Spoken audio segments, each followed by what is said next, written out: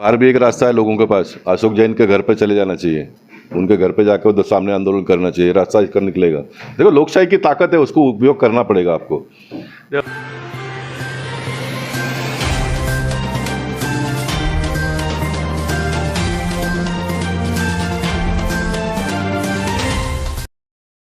नमस्कार, मैं पूजा पांडे। आप देख रहे हैं मेट्रो दिनांक टीवी न्यूज। आइए देखते हैं आज की खास खबर। दहीसर शुक्ला कंपाउंड में 69 घर और गाले जबरन तोड़ने चले अधिकारी। गोपाल शेट्टी के हस्तक्षेप से रुकी कार्रवाई।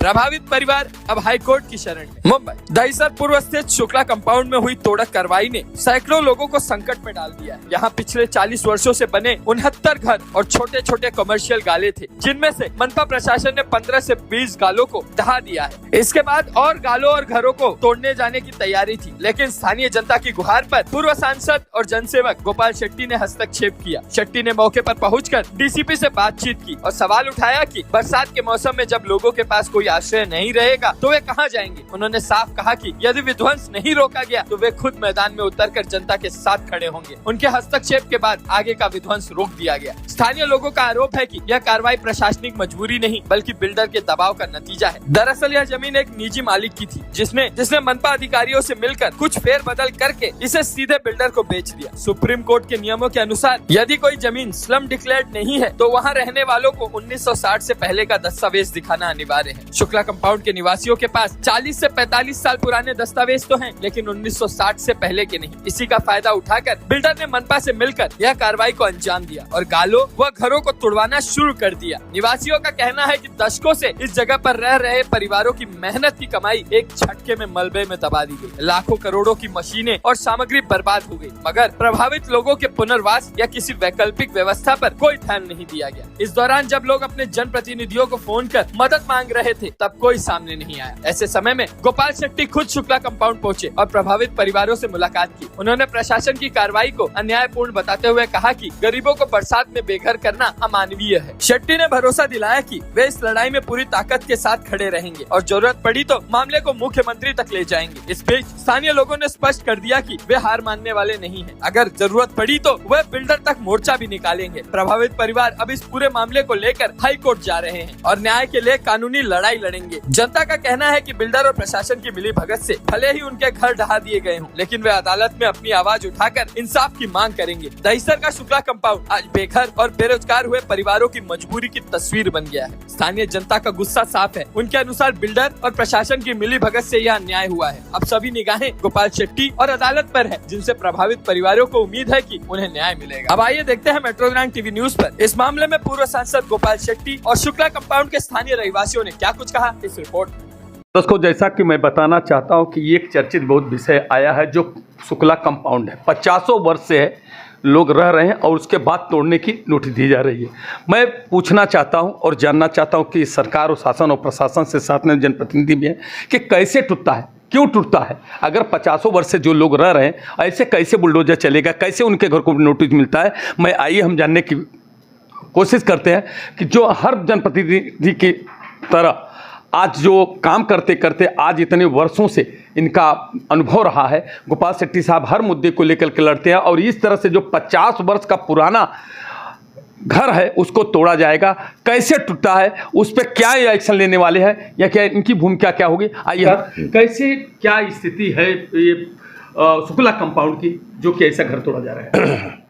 देखिए, इसको अंधेर नगरी चौपट राज कहते हैं, जो व्याख्या हमारे पुराने लोगों ने बनाया। हाँ। तो उनके जमाने में भी इस प्रकार की परेशानी आई होगी, तब तो ये वाक्य बना है। हाँ। अंधेर नगरी चौपट राज। अब मुंबई शहर जब पहले बसा था तो एक कामकाज का प्रोसेस शुरू किया। अंग्रेज जाने के बाद में देश आज़ाद हो गया तो मुंबई शहर में सर्वे किया गया है भाई कितने बिल्डिंग है, कितने झोपड़े हैं। तो 1962 तक जितने झोपड़े थे वो सर्वे में आ गया और उनको प्रोटेक्टेड स्ट्रक्चर करके एक लेबल लगा गया, भाई ये प्रोटेक्टेड स्ट्रक्चर है। अब 1962 के बाद का जितना भी आ गया वो नॉन प्रोटेक्टेड यानी इलीगल दूसरे शब्दों में माना जाओ। अब 1962 के बाद में बहुत घर बनते गए क्योंकि मुंबई शहर विकसित होता गया, लोग आते गए, लोग ज़मीन जहाँ पर मिला, ज़मीन अपना था, किसी ने बेचा, उसने घर बना दिया। तो फिर 1976 में स्लम का कायदा आ गया है, बस स्लम डिक्लेयर करो मालिक 25-20 रुपया 10 रुपया भाड़ा लेकर कोई सुविधा तो दे नहीं पाएगा, रास्ता नहीं बना पाएगा, टॉयलेट नहीं बना दे पाएगा, लाइट पानी नहीं ला पाएगा। तो स्लम डिक्लेयर करो ताकि सरकार इनको सुविधा दे पाए। 1976 का कानून बनते बनते फिर 80 तक का उसको बढ़ा दिया, 80 के लोगों को प्रोटेक्टर माना, फिर 85 का फोटो पास का कानून आ गया, फोटो पास 85 का हो गया, फिर झोपड़पट्टी बढ़ते गई। क्योंकि ये तो भारत और पाकिस्तान का जब डिवीज़न हुआ तब 35 करोड़ की आबादी थी, आज कितना है? 140 करोड़ हो गया, 4 गुना हो गया। तो 4 गुना घर भी तो बढ़ेगा ना। तो घर बनाने का तो आपने कोई नियम बनाया नहीं, लोगों ने अपना नियम बना दिया, जमीन मालिक को पैसा दे दिया, घर बना दिया, पॉलिटिशियन लोगों ने और सरकार ने सुविधा देना प्रारंभ कर दिया, हो गया। मुद्दा यहाँ पर यह है कि स्लम एक्ट आने के बाद में 1976, 80, 85, 90, 95, 2000, अभी 2011 तक हम आ गए। लेकिन 1962 का डेटम लाइन है, वो आका वहीं है। मैं कॉरपोरेशन में था तब भी लड़ाई करता था, अब भी करता हूँ, चालू है वो प्रोसेस, उसके बारे में भी कहूँगा। तो ये जो जमीन मालिक, अब ये भाड़ूत लोग भी कुछ एडमेंट रहते हैं, उनको लगता है सरकार का हमको प्रोटेक्शन आ गया, सरकार का प्रोटेक्शन आ गया, लेकिन तुमने घर पे बैठकर तो नहीं होगा ना। शुक्ला कंपाउंड के लोगों ने स्लम डिक्लेयर करके नहीं लिया, ये सबसे बड़ी उनकी कमजोरी रही। स्लम डिक्लेयर ना होने के वजह से स्लम डिक्लेयर लोगों ने करना चाहिए या तो सरकार ने करना चाहिए। लोगों ने भी करवाया नहीं और सरकार ने भी नहीं किया। उसके पीछे का कारण ये है कि वहाँ पर छोटे छोटे इंडस्ट्री है, कमर्शियल इंडस्ट्री है। तो ये स्लम जो एक्ट बना है वो घर के लिए बना है, इंडस्ट्री के लिए नहीं बना है, इसलिए वो ऐसे का ऐसे रह गया। अब जूने मालिक को तवज्जो ये भाड़ूतों ने नहीं दिया तो उसने अपनी ज़मीन बेच दिया किसी को। जिसने ज़मीन लिया, अशोक जैन नाम का जो व्यक्ति है, उनको कानून मालूम है, उसके पास पैसा है और पैसे से कानून खरीदा जा सकता है। तो उसने 1962 का प्रूफ ने इसलिए म्यूनसिपालिटी के ऑफिसरों को मैनेज करके नोटिस दिलवा दिया। लोग कोर्ट में गए, कोर्ट कह रहे कि 1962 का प्रूफ लाओ या तो स्लम डिक्लेरेशन का सर्टिफिकेट बताओ। अब स्लम डिक्लेरेशन का सर्टिफिकेट नहीं है, 1962 का प्रूफ नहीं है, कोर्ट ने बोल दिया तोड़ दो। अब तोड़ दिया आकर लोगों ने। अब मेरे पास आ गया तो मुझे तो पूरा इसका PhD मैंने किया है, तो मुझे पूरा कानून मालूम है। मैं शुक्ला कंपाउंड टूटने के पहले ही इसमें कामकाज का मैंने प्रारंभ किया, मैं ऑन रिकॉर्ड करता हूँ। मुंबई के पालक मंत्री आशीष शेलार जी को मैंने चिट्ठी दिया, मैंने उनके साथ में जाकर जॉइंट मीटिंग किया, UD सेक्रेटरी असीम गुप्ता जी के साथ में। अक्टूबर तक इसका गाइडलाइन को पूरा तैयार करो करके आशीष जी ने आदेश दिया, वो मिनट्स में लिखा हुआ है। और ये शुक्ला कंपाउंड जब टूटा तो फिर मैं बहुत तेज़ी से इसमें काम करने लग गया। अभी आप मुझसे पूछोगे नहीं, क्योंकि पत्रकार थोड़े डरते हैं पॉलिटिशियन लोगों से सवाल पूछने के लिए कि आप अभी एकदम इतने एक्टिव कैसे हो गए, आप तो बहुत सालों से जनप्रतिनिधि हो।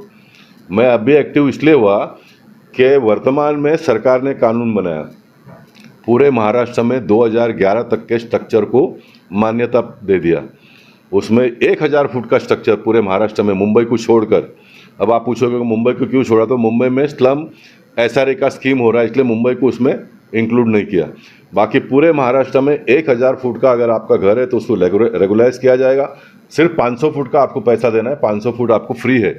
सरकार ने इतना अच्छा काम किया, देवेंद्र फडणवीस जी और एकनाथ शिंदे जी, अजीत दादा जी के सरकार का मैं अभिनंदन करता हूँ। एक बहुत बड़ा ऐतिहासिक निर्णय किया है, लेकिन ये भी कोई पत्रकार पब्लिक डोमेन में लाते नहीं। सरकार ने GR निकाल दिया, बता दिया, लोगों को हो गया।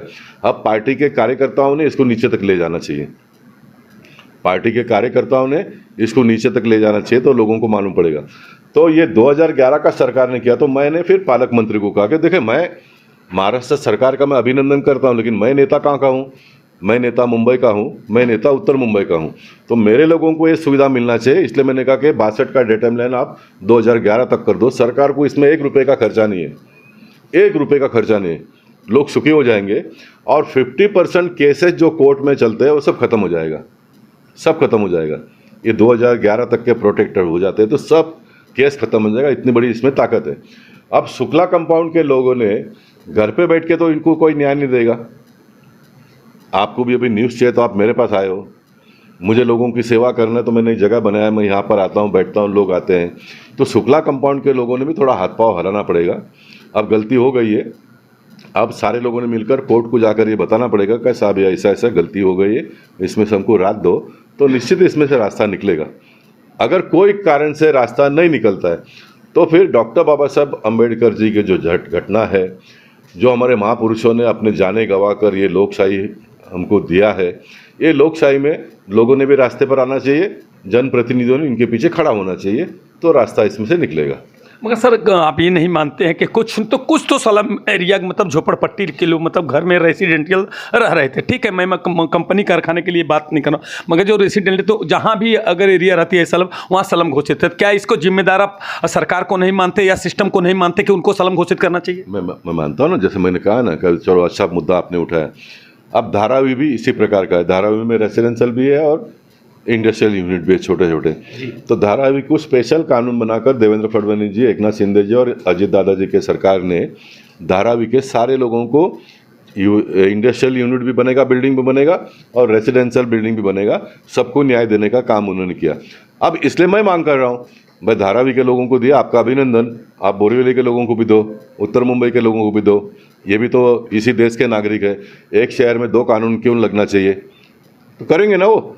अब उनको तो मालूम नहीं ना शुक्ला कंपाउंड किधर है करके, मुझे मालूम है ना। गढ़चिरौली का कोई एरिया में अगर कुछ होता है तो मुझे कैसा मालूम पड़ेगा? वहाँ के जनप्रतिनिधि हमारे सुधीर बाबू है, उन्होंने गढ़चिरौली को इंटैक्ट रखा है ना, वहाँ कर रहे हो, वहाँ के लिए वो लड़ रहे हैं, यहाँ के लिए मैं लड़ रहा हूँ। इसलिए सभी बातों को सरकार के ऊपर डालना ये ठीक नहीं है। सरकार एक व्यवस्था है, उस व्यवस्था के अंग है हम सब लोग, उसमें आप भी हो, हम सब लोगों ने मिलकर काम करना पड़ेगा, तब ये लोकशाही में उस आदमी को न्याय मिलेगा। मगर सर अगर ये सिस्टम शुक्ला कंपाउंड के लोग आपके पास आएंगे, अगर आप चाहेंगे तो उनकी लड़ाई आप लड़ेंगे क्या? मैं ज़मीनी लड़ाई तो लड़ रहा हूँ, लेकिन न्यायालय की जो लड़ाई लड़ने के लिए उनको सब लोगों को साथ में आकर एक वकील पकड़कर लड़ना पड़ेगा। गोपाल शेट्टी साहब ने बताया कि स्लम मात्र घोषित न कराने की वजह से आज इतनी बड़ी उनको परेशानी का सामना करना पड़ रहा है। उन्होंने एक मार्गदर्शन किया है कि कोर्ट में भी जाना चाहिए, कोर्ट से भी दरवाज़ा खटखटाना है। साथ साथ जो जनप्रतिनिधि का मुद्दा होता है, हम जनप्रतिनिधि है, इतने वर्षों से मैं आमदार था, खासदार था और हमने लड़ाई हमेशा लड़ते हुए आया था। हम जरूर हाँ, मैं एक और ऐड करता हूँ, कोर्ट में जाना चाहिए, वो तो एक लीगल फ्रेमवर्क का है।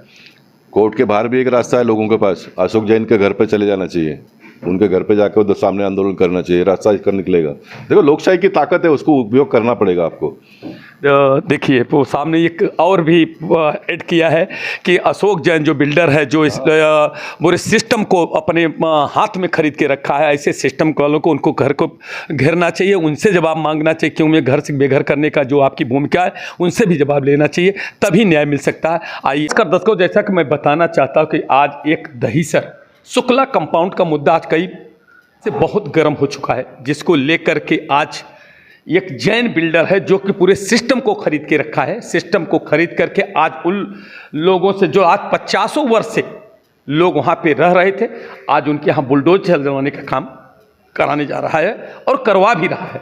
जैसा कि दर्शकों मैं बताना चाहता हूँ कि आज जो पूर्व सांसद गोपाल शेट्टी जी हैं, उसके पीछे पूरे सिस्टम को उन्होंने टारगेट किया है और साथ साथ वहाँ के लोगों ने पूरा टारगेट किया है कि पूरा सिस्टम को खरीदने वाला जैन बिल्डर ने पूरे अब सब्र का बांध इन लोगों का टूट चुका। जैसा कि दर्शकों मैं बताना चाहता हूं कि केवल मात्र एक ही लापरवाही लोगों ने कर दिया कि जो कि वहां पे स्लम घोषित नहीं कराया था। मगर क्या दर्शकों मैं पूछना चाहता हूं कि क्या सरकार की जवाबदारी नहीं होती है?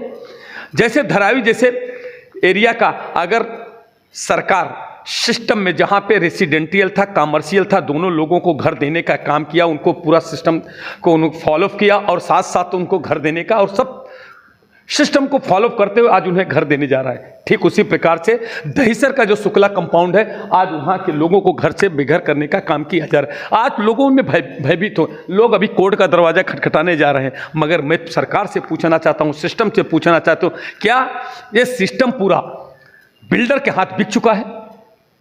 आज बिल्डर केवल बीएमसी के अधिकारियों को खरीद करके और उनको बुलडोजर चलवाने का काम किया और वहाँ के लोगों को हम जानने की कोशिश करते हैं। अभी यहाँ पे कुछ लोग पीड़ित लोग यहाँ पे आए हैं सम्मानित गोपाल शेट्टी के पास और वहाँ उनसे सलाह लेने के लिए, उनका मार्गदर्शन लेने के लिए आए हैं लोग। हम जानने की कोशिश करते हैं ये कौन है, क्या है उसकी पूरी जानकारी लेते हैं। मेरा नाम अभय परब है और मैं दहीसर शुक्ला कंपाउंड में रहता हूँ। वहाँ से पिछले 40 साल से हम लोग वहाँ पे रह रहे हैं और अभी पिछले 5-6 महीने से एक शिलाजीत बिल्डर अशोक जैन, उन्होंने बीएमसी के थ्रू नोटिस भिजवाई है और वहाँ पे थोड़ा कार्रवाई चल रही है।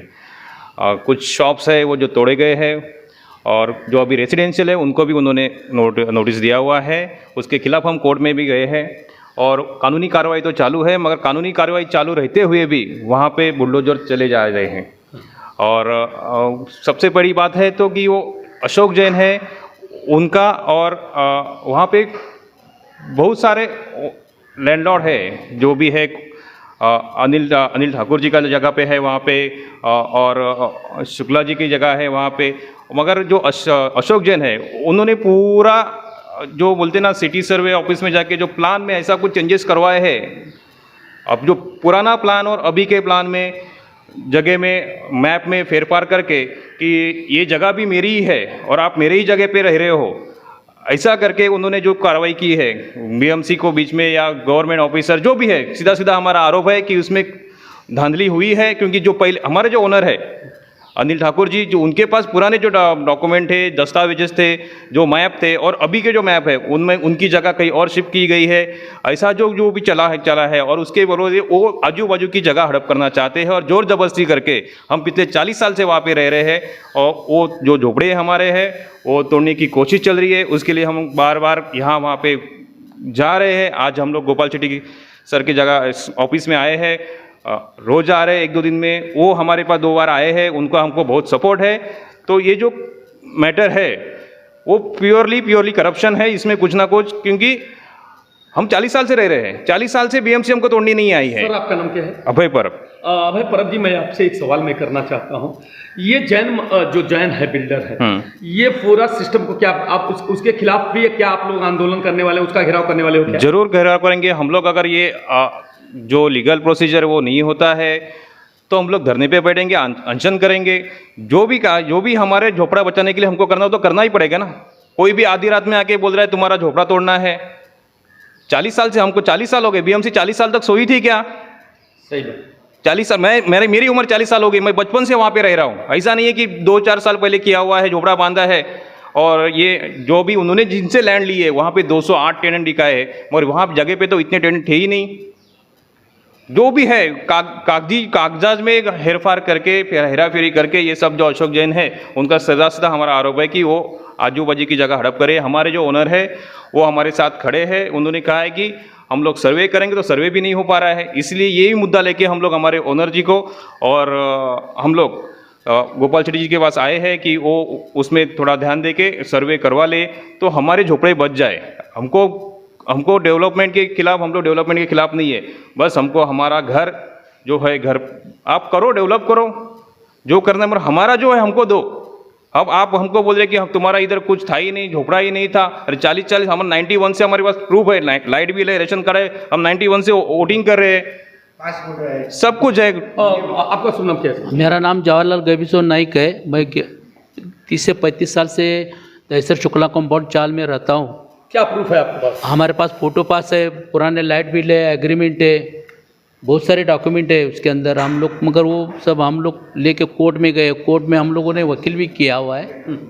तो वही वकील का, कोर्ट का, वो उसके पहले से ही हम लोग को नोटिस दे के वो लोग तोड़ना चाह रहे हैं।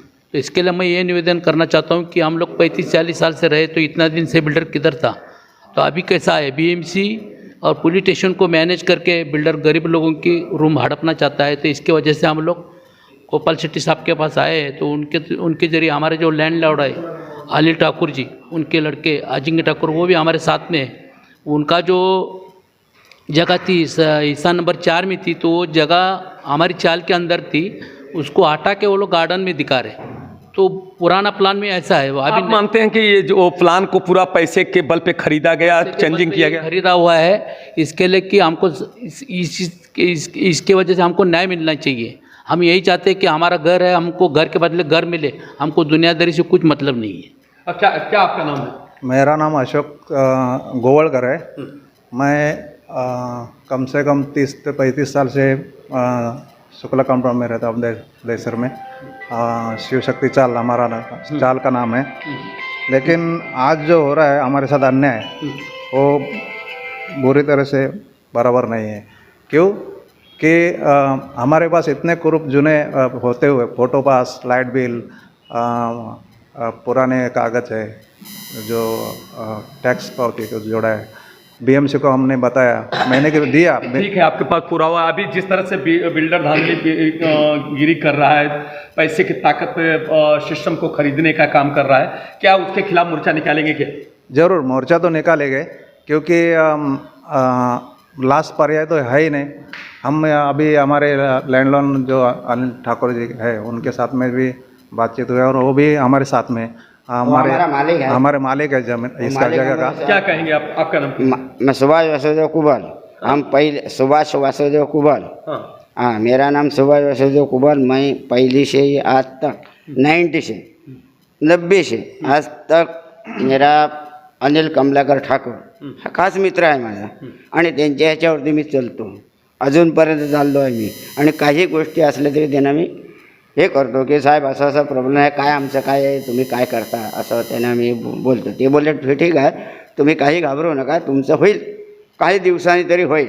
अभी आपने सलम एरिया डिक्लेयर नहीं हुआ है। हाँ, अभी जिस तरह से परेशानी हो रही है, हाँ, जिस तरह से आपके घर पे बुलडोजर चल रहा है, कितने लोगों को तोड़ दिया और तोड़ने वाले, ऐसी स्थिति में गोपाल शेट्टी ने सामने एक जनप्रतिनिधि होने के नाते, भले आज संसद नहीं है, मगर उन्होंने ये कहा कि मेरे शासन में आमदार था, यहाँ का खासदार था, मेरे पास लोग आए, मैं उनकी लड़ाई कंधे से कंधे मिला करके लड़ूंगा। मगर जिस तरह से जैन बिल्डर ने अगर इस तरह से किया है, खरीदने फरोख्तने का काम किया, तो क्या आप उसके खिलाफ मोर्चा निकालेंगे क्या? जरूर जरूर जरूर। गोपाल शेट्टी से हम आज 3 महीने से 2 महीने से हम मिलता है और मालिक से भी मिलता है। जो कुछ बोलो, जहाँ पे जाना है वहाँ पे हम रेडी है, तैयारी है जहाँ पे जाने का। कोरड में चलो, गोपाल शेट्टी के पास चलो और अनिल ठाकुर के पास चलो, जहाँ पे जाएगा उधर जाने के लिए तैयार है। लेकिन हमारा झोपड़ा बचना मांगता है कि मगर सब आपके साथ में जितने लोग हैं, वहाँ के लोग जितने हैं टेंडर सभी आएंगे कि नहीं? सब आएंगे। आइए, आपके लड़ाई में साथ में है? सबके साथ में, सबके साथ में है।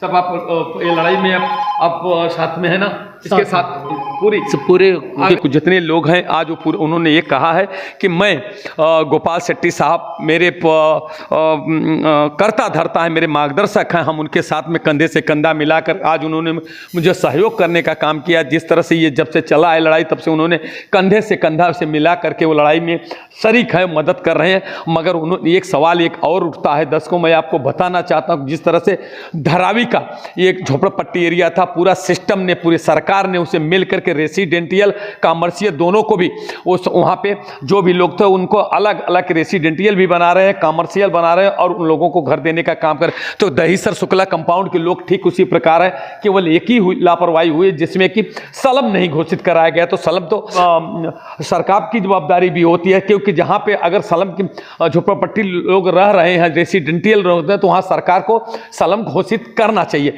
जैसे कि मैं दर्शकों आपको बताना चाहता हूँ, कुछ ऐसे भी लोग हैं कि जो वहाँ पे रहते भी हैं और अपनी छोटी छोटी कंपनी कारखाना लगा करके, छोटे छोटे उद्योग धंधे लगा करके अपना जीविकोपार्जन करता है। ऐसी स्थिति में अगर बिल्डर जैन है जो पैसे की ताकत पे खरीद लिया है और पूरे सिस्टम को, यहाँ की दर्शकों मैं आपको बताना चाहता हूँ, उन्होंने प्लान तक चेंज कर दिया है। दर्शकों मैं आपको बताना चाहता हूँ, पूरा प्लान, पूरा कहते हैं पैसा बोलता है, पैसा ठीक तरह से बोलता है, पैसा है तो सब कुछ होता है पूरा तरह से। सीटीएस नंबर भी चेंज कर दिया।